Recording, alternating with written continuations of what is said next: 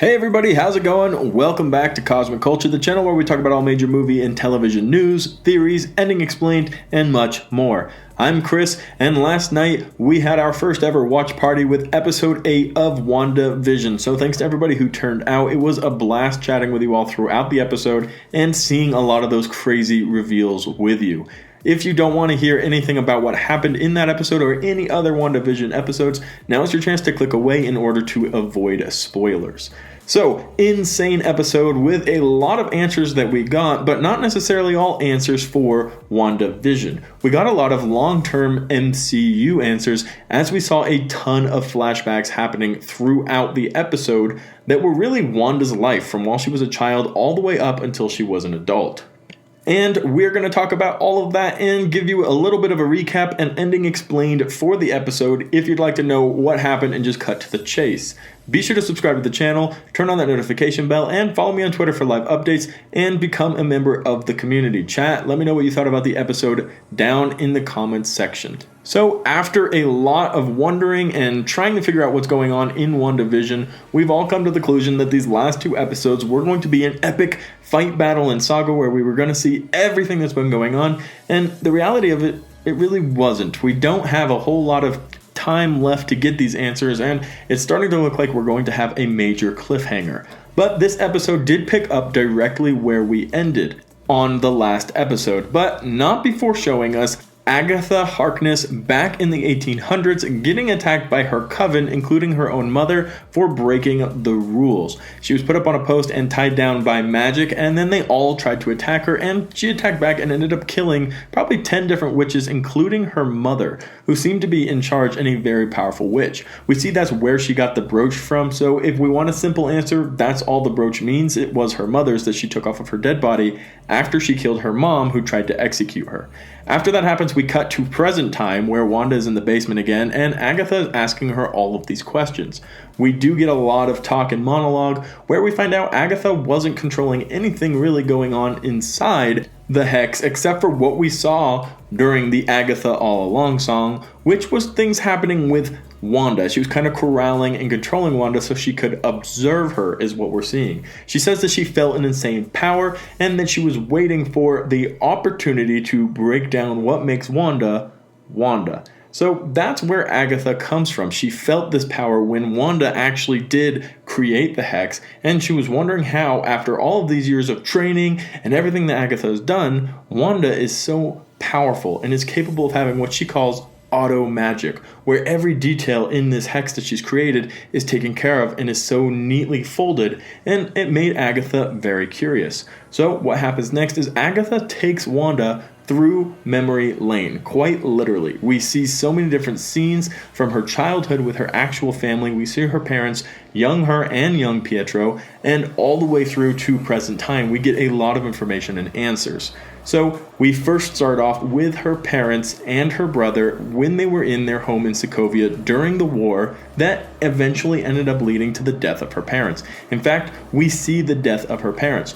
During this scene, though, we do see that her and her family have a huge connection to television, and that Wanda always wanted to see the sitcoms, starting with Dick Van Dyke, which was one of the ones that she covered and used during her own sitcom that she was creating. Very important and cool detail there, because moving forward we see that she was watching TV while she was in jail and while she was with the Avengers compound with Vision, and it is kind of a theme that is going on where her life was happy at these moments and she returns to these shows in order to feel that comfort. But we'll get to that in a second. Going back to the time when she was in Sokovia with her parents, eventually the bomb drops, and here comes a very important and slight detail that happened. She reaches out her hand and stops the Stark Industry bomb from exploding. Now, the first one went off and killed her parents, which we already know and we're aware of, but the second one, when it drops in, it doesn't go off immediately. She reaches out her hand, and that stops the bomb from exploding. So this proves that Wanda did have powers before Hydra got to her and the Mind Stone got to her, which is an extremely important detail moving forward because it could be the way that the mutants find their way into the MCU. After we see that, we move forward again, and Agatha is continuously asking and harassing Wanda how she's gotten so powerful, and she wants to figure it out. She wants to know why Wanda is so talented and gifted. So we move on forward to this next major event in Wanda's life when she was taken by Hydra, and we see the exact scene where the stone takes over and gives her the insane powers that we have known Wanda to have. So she's inside this room with Loki's scepter, and they say to each other, no patient has survived after they've come in direct contact with the stone. So Wanda walks forward and the stone moves to her.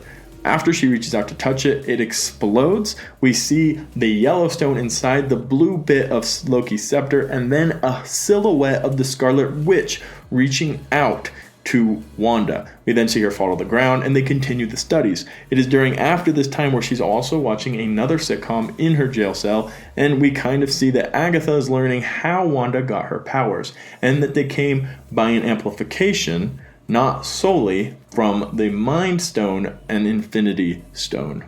Agatha points out that this is very interesting, but why wasn't she acting on this power all along? What is the source of this insane power that all of a sudden is thrown out and takes over and captivates an entire city for miles with this so-called auto magic? So we move forward to when she's in the Avengers compound, and we see a very touching scene between her and Vision, where Vision, being a synthezoid, tries to reach out and have some type of emotion with her, and he mentions things he's read, and she says, all I want is to see him, Pietro. And Vision says, based off of what he knows, how to comfort her, and there really is that comforting sensation there. All the while, she's watching, guess what? Yep, a sitcom. And there is a very nice, heartfelt, touching moment between these two, and you can really see that's where Wanda opened up all of her depression, all of her scars, and allowed Vision to enter her emotions, and that's probably where the love started to bloom. We see a lot of that during the actual movie, Civil War, where they're cooking together, and you do see these glances, but this was probably the first interaction where they start to have those kind of emotions, and that's really touching. And Agatha thinks so as well, as she says, oh, so your husband's dead, your brother's dead, and you have no one, and she's starting to piece it all together.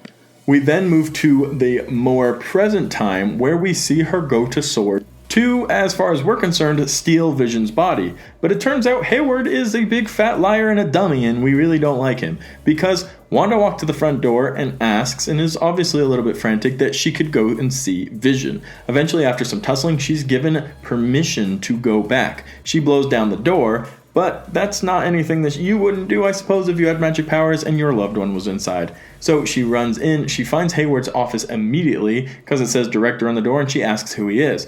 He explains who he is, and she says, I want to see him, and I want to have him. I want to take Vision away from here. Hayward tries to calm her down just a little bit and says, let me show you something. You then go out to his balcony, and underneath his balcony is where they're working on Vision. You see him dismantled in a lot of different parts. Wanda again says, I want to take him, I just want to bury him. Hayward says, we can't just let you take him, because you can bring him back to life. Wanda, looking at him very surprised, says, I can't do that. Now, this is interesting that Hayward would mention her bringing him back to life, especially when she didn't even seem to think she could. But he was very confident that this was an ability that she possessed. And we also see the same surprise when her kids mention it to her in front of Agnes, and Agnes says, you can do that. So this is an ongoing theme that might have some very, very high relevance and importance down the line, that Wanda actually possesses the ability to bring beings and people back to life. Anyway, she asks if she can bury Vision, and he says, no, you cannot bury $3 billion worth of vibranium. We own it, and we owe the society a service to dismantle and take apart the strongest synthezoid ever created. She breaks the glass and jumps down, and this is where we see some of the security footage, but he tells the gunman to stand down and to let her examine the body. She walks up to Vision, she scans his head where the stone was, and she says, I can't feel anything. After scanning his body, she leaves, and Vision's body stays at S.W.O.R.D. So this is a very important detail, because he told all of the agents at S.W.O.R.D. at the tents, when he kicked out Monica Rambeau, that she broke in, hostilely stole Vision, and left after having brought him back to life.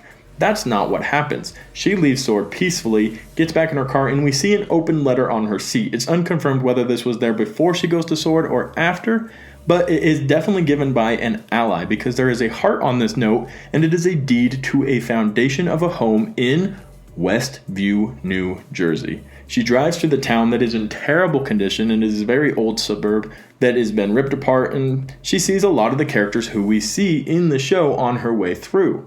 But she gets to this foundation where this home is supposed to be constructed. She looks at the note, and it has a heart on it, and it says, "For you to live out the rest of your life." She walks into the foundation, breaks down crying, and this is the scene we saw in the trailer, on her hands and knees, eventually screams out, and the red energy that creates the hexagon surrounds her. From this, yellow strands leave her body and vision is created. There's nothing there though. She doesn't use his body. She doesn't use anything but straight up anguish, pain, and a lot of magic rage, and he comes out in these yellow strands from her body, and the hex is exploited throughout Westview.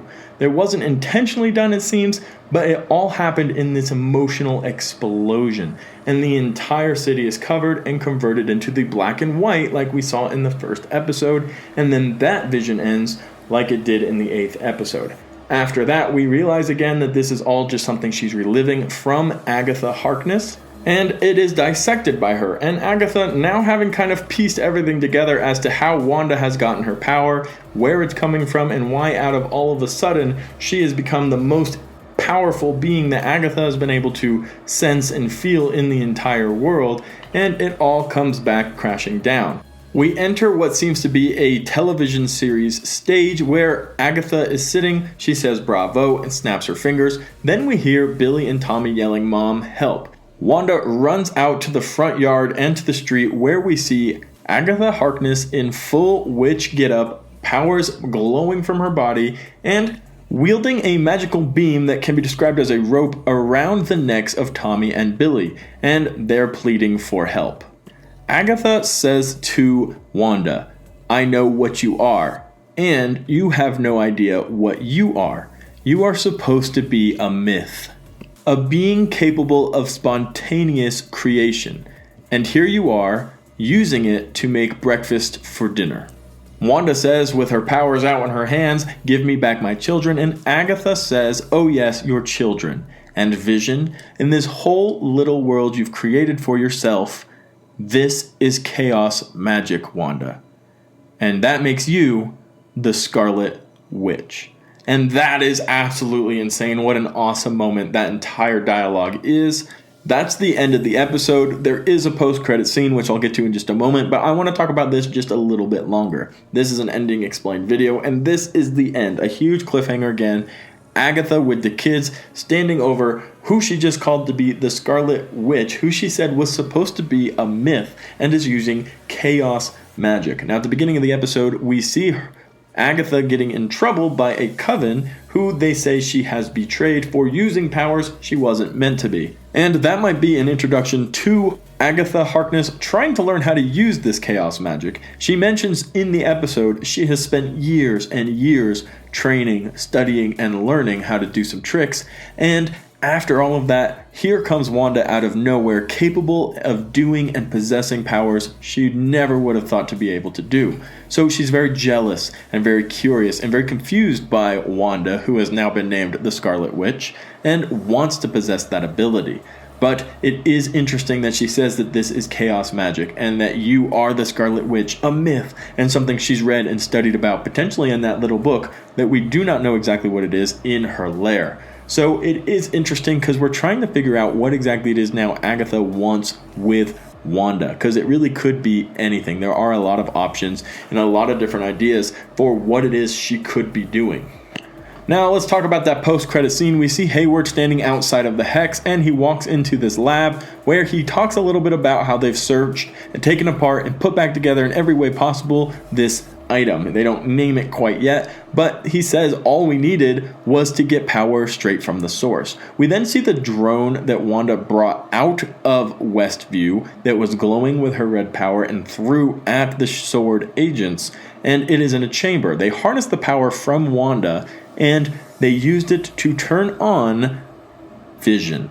They still had Vision, they still had the body. Wanda never took it, But this Vision was the colorless Vision. He was all white, and when they did turn him on, his eyes were white, he looked down at his hands, and he seemed very confused. So they now have control of a Vision of sorts. Now there are a lot of rumors, thoughts, ideas already out there on the internet that this could be Ultron, that he'll be voiced by the voice of Ultron, or that it could be just another voice of Jarvis. But you have to remember, there isn't much of Jarvis left in him at this point. When she scanned over Vision's body, she felt nothing. So I don't think that this is going to resemble in any way Jarvis or Vision or any of this character as we know him. I think it's going to be a brand new take. Now, it could be Ultron, or it could be something completely different, but it's going to be controlled by S.W.O.R.D., at least in the beginning. Whether or not that remains, I don't really know. The big question is, what happens at the end of WandaVision, this last episode coming out, and how is it going to play through? A lot of cliffhangers are currently being held, and I do not think we're going to have enough time in this next episode to have all of our questions answered.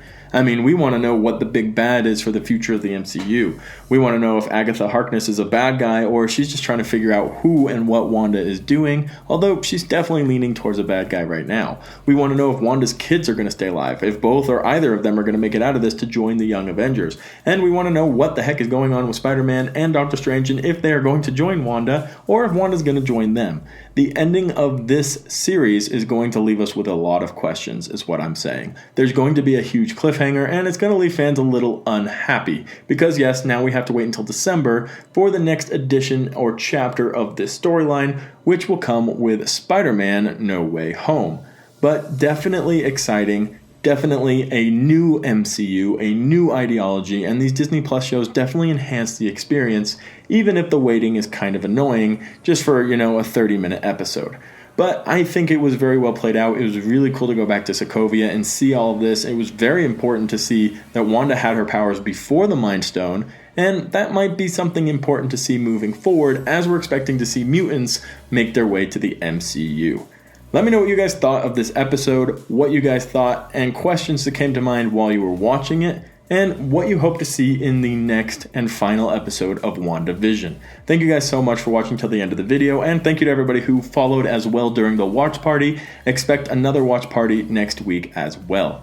Be sure to subscribe to the channel and turn on that notification bell so you don't miss any of our updates, major news, and theory videos that we post daily right here on Cosmic Culture.